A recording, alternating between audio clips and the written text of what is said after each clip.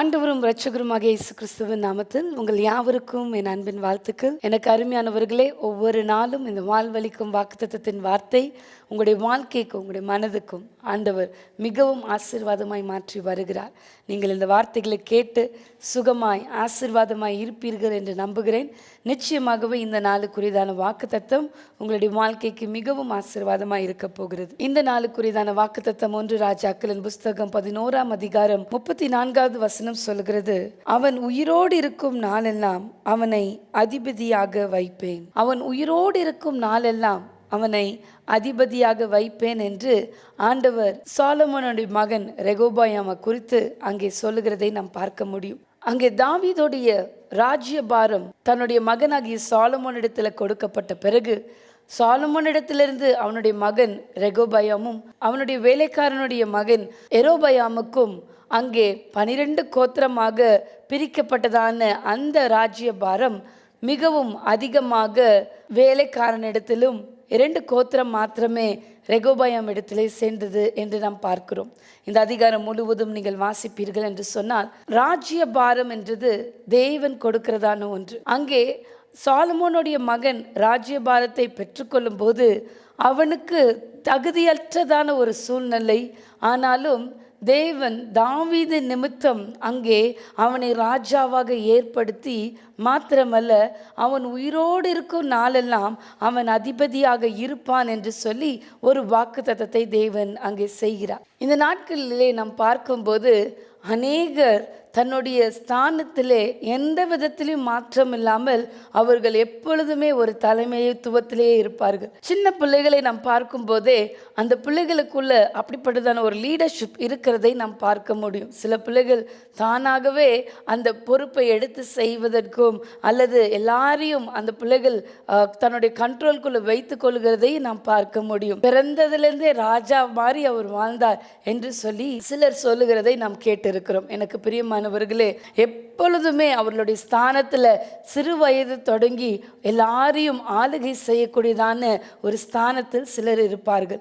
எனக்கு பிரியமானவர்களே, மற்றவர்களை பார்த்து ஒருவேளை அவங்க மட்டும் இந்த ஸ்தானத்தில் இருக்கிறாங்களே, நம்மால் இருக்க முடியலே என்று சொல்லி, மற்றவர்கள் அந்த ஸ்தானத்தில் இருக்கிறார்கள், நாம் அந்த ஸ்தானத்தில் இருக்க முடியலே என்று சொல்லி சிலர் தேவையில்லாமல் நானும் ஒரு தலைவன் தான் என்று சொல்லி தன்னை காண்பிப்பதும் உண்டு. ஒன்றும் இல்லாமல் இருந்தும் தன்னை செல்வந்தனராய் காண்பித்துக் கொள்கிறவர்களும் அநேகர் உண்டு என்று வசனம் சொல்கிறது. ஆனால் ஒரு தலைமைத்துவம், ஒரு லீடர்ஷிப் என்று சொல்லும்போது, அல்லது ஒரு கிங்ஷிப் என்று சொல்லும்போது, ஒரு ராஜ்யபாரம் அல்லது ஒரு அதிபதியாக ஒரு பெரிதான ஒரு ஸ்தானத்தில் தேவன் உங்களை வைப்பார் என்று சொன்னால் அது கர்த்தரால் நியமிக்கப்படுகிறதான ஒன்று. மனிதன் அதை தேடிக்கொள்வதில்லை, ஆனால் தேவன் அவர்களுக்கு கொடுக்கிறதான ஒரு ஆசீர்வாதம். எனக்கு பிரியமானவர்களே, வேதத்திலே அப்படிப்பட்டதான கதாபாத்திரங்கள் அநேகம் உண்டு. நாம் யோசேப்பை குறித்து பார்க்கும்போது தன்னுடைய பெற்றோருக்கு அவன் செல்ல பிள்ளையாய் இருந்தான். ஆனால் அவனுக்கு தேவன் ஒரு சொப்பனத்தின் மூலமாக, தரிசனத்தின் மூலமாய் தேவன் தன்னுடைய நிலை என்னதென்பதை அவனுக்கு அறிவித்து அவன் போய் தன்னுடைய தகப்பனிடத்தில் சொல்லும்போது, எல்லாரும் என்னை வணங்குகிறார்கள், ஒரு அரிக்கட்டு மாத்திரம் நிற்கிறதும் மற்ற 11 அரிக்கட்டும் தன்னை வணங்குகிறது என்று சொல்லி அவன் தன்னுடைய சொப்பனத்தை சொல்லும்போது அவர்கள் எல்லாரும் அவன் மேல் கோபம் கொண்டார்கள், பொறாமை கொண்டார்கள் என்றெல்லாம் நாம் பார்க்க முடியும். ஆனால் அவனுடைய ஸ்தானத்திலிருந்து அவன் அதை யோசிக்க முடியவில்லை. நான் எப்படி இப்படி ஆவேன், எந்த நிலையில நான் இப்படி வருவேன் என்று அவனுக்கு தெரியாது. ஆனால் தன்னுடைய குடும்பத்திலே அவன் ஒரு ஆலோசனை சொல்லக்கூடியதான ஒரு நிலையில, அல்லது தகப்பனுக்கு தன்னுடைய பிளானை, தேவன் வைத்திருக்கிறதான திட்டத்தை கர்த்தர் எப்படி அவனுக்கு வெளிப்படுத்தினார் என்பதை தகப்பனிடத்தில் சொல்லுவதை நாம் பார்க்க முடியும். அவனை இஸ்மவேலிடத்தில் விற்று போட்டார்கள், குழியில போட்டு அவனை சாகடிக்கலாம் என்று நினைத்தார்கள். ஆனால் கடைசியாக அவன் விற்கப்பட்ட பிறகு ஒரு அடிமையாக அவன் கொண்டு போகப்பட்டான். அடிமையாய் இருந்தாலும் அங்கே அடிமைகளுக்கு மத்தியில தேவன் அவனை ஒரு தலைவனாக வைத்தார். அவன் மேல் போத்திபார் மிகவும் பிரியம் கொண்டு அவனோடு கர்த்தர் இருக்கிறார் என்பதை அறிந்து தன்னுடைய வீட்டிலே அவனை எல்லாவற்றுக்கும் அவனை அதிபதியாக வைத்தார் என்பதை 39ஆம் அதிகாரம் 3-4 வசனங்களே நாம் பார்க்க முடியும். சிறைச்சாலையிலே போடப்பட்டதான யோசேப்பை குறித்து நாம் பார்க்கும்போது அங்கே சிறைச்சாலை தலைவன் எல்லாவற்றையும் யோசேப்புடைய கரத்திலே கொடுத்துட்டு அவன் எதை பற்றியும் விசாரிக்கவில்லை என்று 39ஆம் அதிகாரம் 22வது வசனம் மற்றும் 23வது வசனத்திலே நாம் அதை பார்க்க முடியும். ஒரு ராஜாவுடைய வீட்டிலே பொறுப்பாய் இருந்த மனுஷன் தான் செய்த குற்றத்துக்கு சிறைச்சாலையிலே தண்டனை அனுபவிக்கிறான் என்று ஒரு சிறைச்சாலை கைதி கிட்ட சிறைச்சாலை தலைவன் ஒரு பொறுப்பை கொடுக்க முடியுமா? ஆனால் யோசேப்புக்கு தேவன் அதை வாய்க்க பண்ணினார். காரணம், அவனோட கர்த்தர் இருக்கிறார் என்பதை போத்திபார் முதலாவது கண்டார், இரண்டாவது சிறைச்சாலை தலைவன் கண்டு அவனிடத்தில் பொறுப்பு கொடுக்கப்பட்டது. எனக்கு பிரியமானவர்களே, அந்த நிலையிலிருந்து அவன் மீண்டுமாக ராஜாவுடைய ஸ்தானத்தில் அவன் வந்து முன்பதாக நிற்பதற்கு ஒரு வாய்ப்பு இருந்த போதும் அவனோட கூட இருந்ததான சகோதரர்களுக்கு அங்கே சொப்பனம் வந்தது. அந்த சொப்பனத்துக்கு அர்த்தம் சொல்லி, நீ சீக்கிரத்தில் விடுதலையாக்கப்படுவாய், நீ போன பிறகு என்னை நினைத்துக்கொள் என்று சொல்லி அனுப்பினான். ஆனால் 2 வருஷமாய் அவனை நினைக்கவில்லை. யோசேப்பை மறந்து விட்டான் என்று வசனம் சொல்லுகிறது. ஆனால் கர்த்தர் யோசேப்பை நினைத்தருளினார். எனக்கு பிரியமானவர்களே, கர்த்தர் அவனோட கூட இருக்கிறார். அவனை ஏற்ற ஸ்தானத்தில் அவனை உயர்த்த வேண்டும் என்று ஆண்டவர் விரும்பினபடியால் 41ஆம் அதிகாரத்திலே நாம் பார்க்கும்போது அங்கே ராஜாவுக்கு ஒரு சொப்பனத்தை தேவன் கொடுத்து அந்த சொப்பனத்துக்குண்டான அர்த்தத்தை புரியாமல் ராஜா அங்கே எல்லாரிடத்திலும் கேட்கிறதை நாம் பார்க்கிறோம். அந்த அதிகாரத்தை நீங்கள் வாசிப்பீர்கள் என்று சொன்னால் அங்கே யோசேப்பு சொப்பனத்துக்குண்டான அர்த்தத்தை சொல்லுவான் என்று சொல்லி பானபாத்திரக்காரன் அங்கே சொன்ன பிறகு யோசேப்பு வந்து சொல்லுகிறார், சொப்பனத்துக்கு அர்த்தம் சொல்லுகிறது தேவனால் மாத்திரமே கூடும் என்று சொல்லி அடுத்த நாள் சொல்லுகிறேன் என்று ஜெபித்து தேவனிடத்திலிருந்து அர்த்தத்தை பெற்றுக்கொண்டு பார்வோன் இடத்திலே போய் சொல்லும் போது அங்கே பார்வோன் யோசேப்பை குறித்து சொல்லுகிறதான ஒரு வார்த்தை 41ஆம் அதிகாரம் ஆதியாகமம் 38வது வசனம் சொல்லுகிறது. அப்பொழுது பார்வோன் தன் ஊழியக்காரரை நோக்கி, தேவ ஆவியை பெற்ற இந்த மனுஷனை போல வேறு ஒருவன் உண்டோ என்றார். பின்பு பார்வோன் யோசேப்பை நோக்கி, தேவன் இவை எல்லாவற்றையும் உனக்கு வெளிப்படுத்தி இருக்கிறபடியால் உன்னை போல் விவேகமும் ஞானமுள்ள வேறு ஒருவனும் இல்லை. நீ என் அரண்மனைக்கு அதிகாரியாய் இருப்பாய். உன் வாக்கின்படியே என் ஜனங்கள் எல்லாரும் அடங்கி நடக்க கடவர்கள். சிங்காசனத்தின் மாத்திரம் உன்னிலும் நான் பெரியவனாய் இருப்பேன் என்றார். பின்னும் பார்வோன் யோசேப்பை நோக்கி, பார், எகிப்து தேசம் முழுவதற்கும் உன்னை அதிகாரியாக்கினேன் என்று சொல்லி பார்வோன் தன் கையில் போட்டிருந்த தன் முத்திரை மோதிரத்தை கழற்றி அதை யோசேப்பின் கையிலே போட்டு மெல்லிய வஸ்திரங்களை அவனுக்கு உடுத்தி பொன் சரப்பணிகளை அவன் கழுத்திலே தரித்து தன்னுடைய 2ஆம் ரதத்தின் மேல் அவனை ஏற்றி தெண்டலிட்டு பணியுங்கள் என்று அவனுக்கு முன்பாக கூறிவித்து எகிப்து தேசம் முழுமைக்கும் அவனை அதிகாரியாக்கினான். எனக்கு பிரியமானவர்களே, தேவன் அவனோடு இருக்கிறார் என்பதை ஒவ்வொரு சூழ்நிலையிலும் அவனை சுற்றி இருந்த ஜனங்கள் அறிந்திருந்தார்கள். தேவன் அவனோட கூட இருக்கிறார் என்பதை அவனோடு சுற்றி இருந்ததான ஜனங்கள் அறிந்ததனால் தேவன் அவனை படிப்படியாக உயர்த்தினார். ஒரு குழியிலே வீசப்பட்டதான ஒரு மனுஷனை தேவன் சிங்காசனத்திலே அமர பண்ணினார்.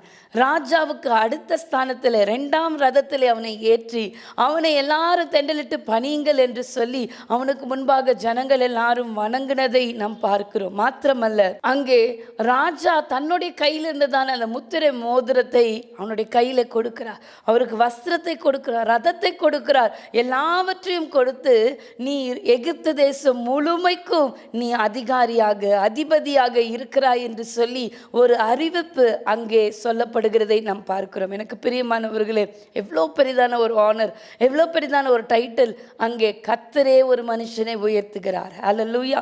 தேவன் இன்றைக்கு நம்மை ஒரு தலைவனாக ஒரு அதிபதியாக உயர்த்த வேண்டும் என்று சொன்னால் கர்த்தர் நம்மோடு கூட இருக்க வேண்டும். தேவன் ஒரு மனுஷனை எந்த ஸ்தானத்திலிருந்தும் உயர்த்த முடியும், எந்த ஒரு எளிமையிலிருந்தும் ஒரு மனுஷனை கர்த்தர் உயர்த்த முடியும் என்பதை நாம் பார்க்கிறோம். இரண்டாவதாக தாவீதை குறித்து நாம் பார்க்கும்போது அங்கே ஆடுகளுக்கு பின்னாடி இருந்ததான ஒரு மனுஷனை தேவன் அரசனாய் கர்த்தர் மாற்றினார். எனக்கு பிரியமானவர்களே, தாவீதுக்குள்ளேயும் அப்படிப்பட்டதான ஒரு குணாதிசயத்தை நாம் பார்க்க முடியும். முடியும். சகோதரர்கள் எல்லாரும் அவனை பகைத்தார்கள். தன்னுடைய சொந்த வீட்டார் அவனை வெறுத்து அவனை ஒதுக்கி தள்ளுகிறதை நாம் பார்க்க முடியும். வீட்டில் ஒரு பெரிய விருந்து இருக்க போது ஒரு சின்ன மகனாகிய தாவீதை ஆடுகளுக்கு பின்பாக அனுப்பினார்கள். ஆனால் சாமுவேல் தீர்க்கதரிசி அங்க ஈசாயினுடைய வீட்டுக்கு தைல கொம்பு எடுத்துக்கொண்டு வந்து ராஜாவாய் நான் அபிஷேகம் பண்ண வேண்டும் என்று சொல்லி ஒவ்வொரு மகனாய் அழைத்த போது தேவன் இவன் இல்லை என்று சொல்லிக்கொண்டே இருந்தார். அதை நம் வசனங்களிலே நாம் வாசிக்க முடியும். எனக்கு பிரியமானவர்களே, அங்கே தாவீதை அபிஷேகம் பண்ண வேண்டும் என்பது தேவனுடைய திட்டமாக இருந்தது. ஆனால் கடைசியாக உனக்கு ஒரு மகன் இருக்கிறானா, வேற யாரும் இல்லையா என்று கேட்டபோது கடைசி ஒரு மகன் இருக்கிறான், அவன் ஆடுகளுக்கு பின்னாடி இருக்கிறான் என்று சொன்ன உடனே அவன் வந்து இந்த இடத்துல சேரும் வரை நான் பந்தியில் இருக்க மாட்டேன் என்று தீர்க்கதரிசி அங்கு சொல்லுகிறதை நாம் பார்க்க முடியும். எனக்கு பிரியமானவர்களே, தாவீது வந்த பிறகு இவன்தான் என்று சொல்லி கர்த்தர் சாமுவேலை எழுந்திருக்க பண்ணினார். தைல கொம்பினால் அவனை அபிஷேகம் பண்ணி ராஜாவாய் அவனை அபிஷேகம் பண்ணின பிறகு அங்கே வீட்டாருக்கு எப்படி இருந்திருக்கும்? அவனுடைய சகோதரர்கள் எல்லாம் அவனை பார்த்து எவ்வளோ வேதனைப்பட்டிருப்பார்கள், எவ்வளோ ஒரு கோபமும் எரிச்சலும் அவர்களுக்குள்ளாக இருந்திருக்கும் என்பதை நாம் நினைத்து பார்க்க வேண்டும். ஆனால் கர்த்தருடைய அபிஷேகம் ஒரு மனுஷன் மேல் இருக்கும் என்று சொன்னால் எல்லா தடைகளையும் அவன் மேற்கொள்ள முடியும், எல்லாவற்றையும் ஓவர்டேக் பண்ணி கொண்டு வர முடியும். தேவன் ஒரு திட்டத்தை ஒரு மனிதன் மேல் வைத்திருப்பார் என்று சொன்னால் நிச்சயமாகவே அந்த திட்டத்துக்குள்ளாக வருவதற்கு தேவன் எல்லா தடைகளையும் கர்த்தர் மாற்றி கொடுப்பார். அங்கே ராஜாவாக அபிஷேகம் பண்ணப்பட்ட உடனே அவன் ராஜாவாய் மாறவில்லை. 3 முறை அதை தொடர்ந்து ராஜாவாக அபிஷேகம் பண்ணப்பட்டார் என்பதை தாவீதை குறித்து நாம் பார்க்கிறோம். எனக்கு பிரியமானவர்களே, சவுலுக்கு முன்பாக, சவுல் அப்பொழுது ராஜாவா இருக்கிறார், சவுலுக்கு முன்பாக நிற்கும் போது அங்கே கோலியாத் என்றுதான ஒரு பெரிய ஒரு மாவீரன் போல ஒரு பெரிய ஒரு ஜெயண்ட் அங்கே நின்று 40 நாள் அவன் குரல் எழுப்பி கொண்டு இருக்கிறான். யாராவது ஒருவர் என்னை தனியா வந்து என்னோட யுத்தம் பண்ணுங்கள் என்று சொல்லி. பெலிஸ்தியர் ஒருவேளை ஜெயித்தால் நீங்க இஸ்ரவேலர் எல்லாம் பெலிஸ்தியருக்கு அடிமை, ஒருவேளை இஸ்ரவேலர் ஜெயித்தால் பெலிஸ்தியர்கள் அத்தனை பேரும் உங்களுக்கு நாங்கள் அடிமை என்று சொல்லி அவன் கோஷமிட்டு கொண்டு இருக்கிறான். ஆனால் அங்கே தாவீது ஒரு சிறு பையனாக தன்னுடைய சகோதரருக்கு தின்பண்டங்களை கொண்டு போனான் என்று வசனம் சொல்கிறது. அவன் தகப்பன் அனுப்பினதான அந்த தின்பண்டங்களை கொண்டு போய் சகோதரர்களுக்கு கொடுத்துட்டு இருக்கும் போது இதையெல்லாம் பார்த்து அவனுக்கு ஒரு பெரிதான ஒரு கோபம், தேவன் மேல் வைத்திருந்த வைராக்கியம், தேவன் மேல் வைத்திருந்ததான பற்று அன்றைக்கு வெளிப்பட ஆரம்பித்தது. அவன் சொல்லுகிறான், இந்த இஸ்ரவேலின் தேவனை நிந்திக்கத்தக்கதான ஒரு பெலிஸ்தியன் எப்படி இப்படி பேச முடியும் என்று ஒரு வைராக்கியத்தோடு அங்கே சவுலுக்கு முன்பாக போய் சொல்லுகிறான். ஒரு விசை நான் சிங்கத்தின் வாயிலிருந்து என்னுடைய ஆட்டுக்குட்டியை மீட்டேன், ஒரு முறை நான் கரடியின் வாயை பிளந்து என்னுடைய ஆட்டுக்குட்டியை நான் தப்பு வைத்தேன், இந்த பெலிஸ்தியன் எம்மாத்திரம் என்று சொல்லி இந்த யுத்த களத்துக்கு நான் வருவதற்கு ஒரு முகாந்திரம் உண்டு என்று சொல்லி அங்கே தாவீது சவுலிடத்திலே மிக தைரியமாய் வைராக்கியமாய் பேசுவதை அவன் பார்த்து அவனுடைய வஸ்திரங்கள் எல்லாம் கழட்டி கொடுத்தான். இதெல்லாம் போட்டுட்டு இப்போ யுத்தம் பண்ணுப்பா.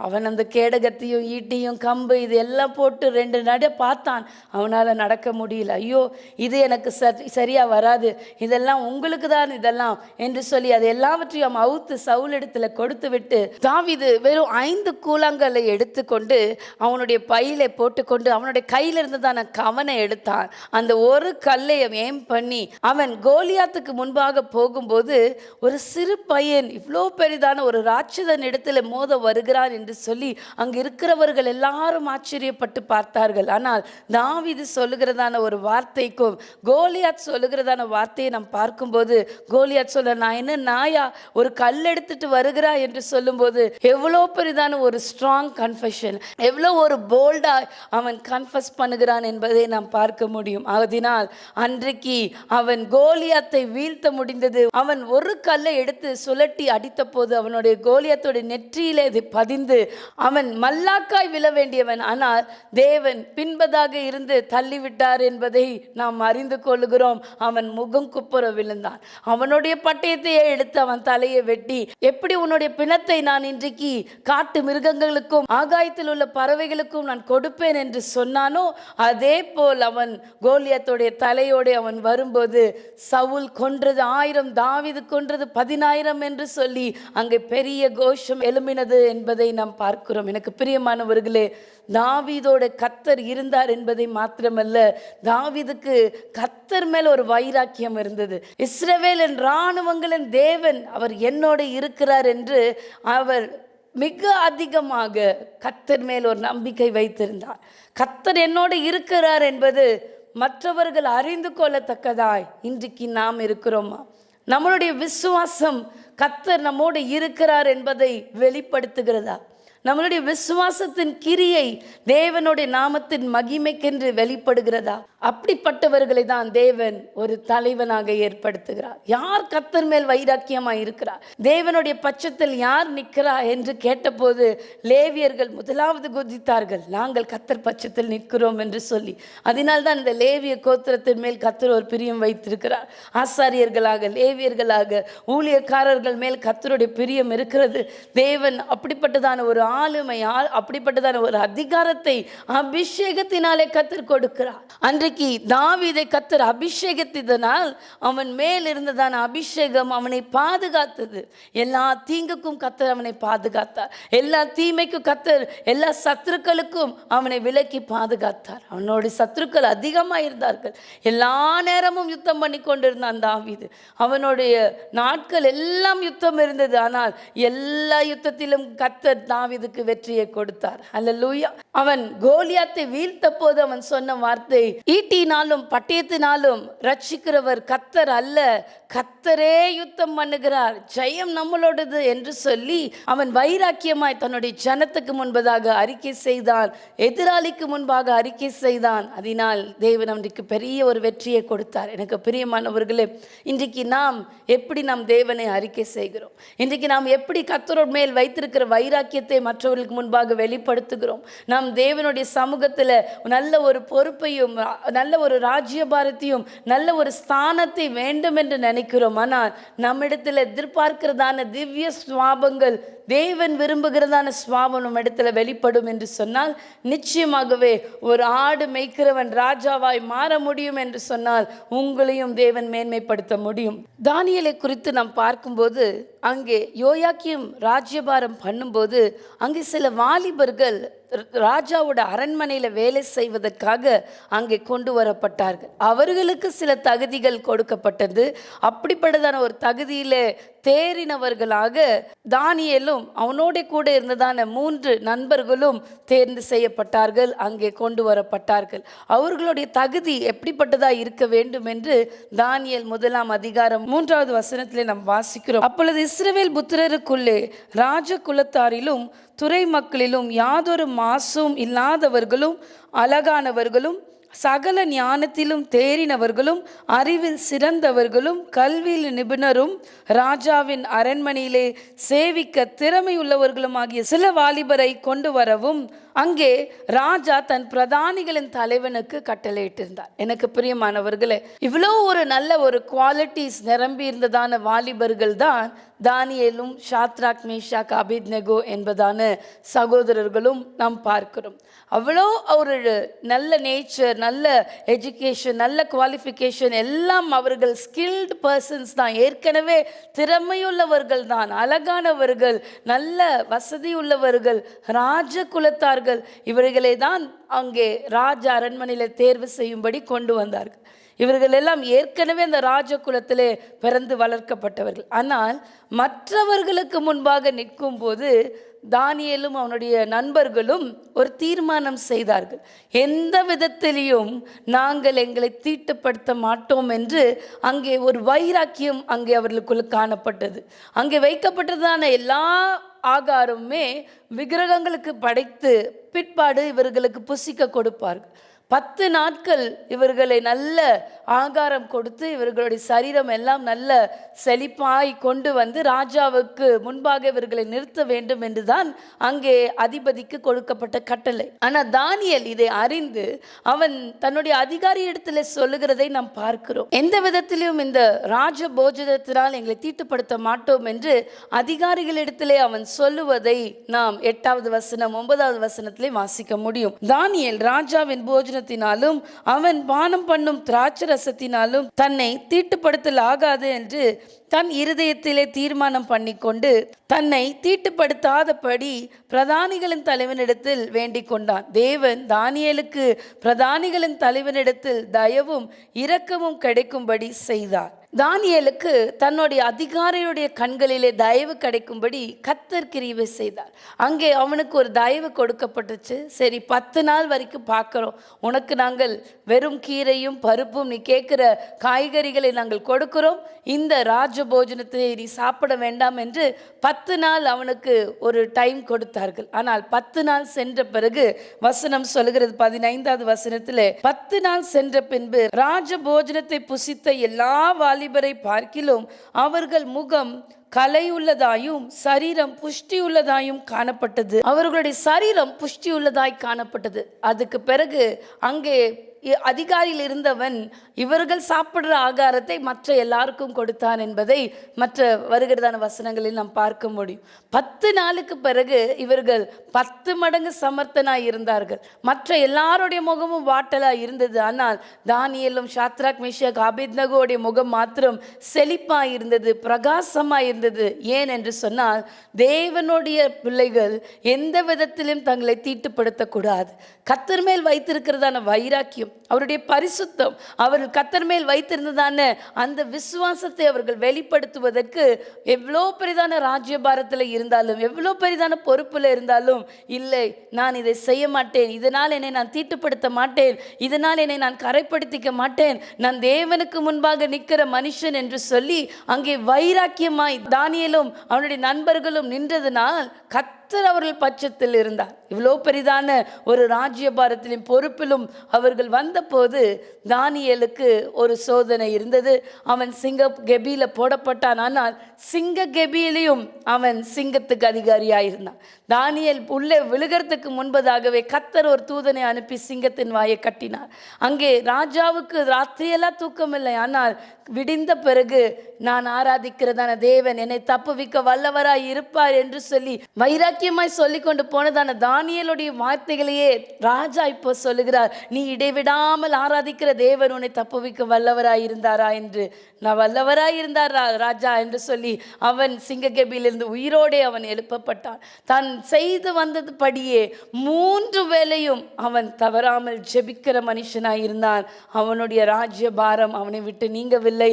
அவன் எப்பொழுதும் தலைவனாகவே இருந்தான். சாத்ராக் மேஷாக் ஆபேத்நேகோவுக்கும் அப்படிப்பட்ட ஒரு சோதனை வந்தது. நேபுகாத்நேச்சார் நிறுத்தி வைக்கப்பட்டுதான் அந்த பொச்சலையை வணங்க வேண்டும் என்று சொன்னபோது முடியாது, நாங்கள் கர்த்தரை ஆராதிக்கிறவர்கள், ஜீவனுள்ள தேவனை ஆராதிக்கிறவர்கள், நாங்கள் எந்த சிலையை நாங்கள் வணங்க மாட்டோம் என்று வைராக்கியமாய் அவர்கள் கர்த்தருக்காக நின்றதினால் அவர்கள் எரிகிற அக்கினியிலே தூக்கி வீசப்பட்டார்கள்.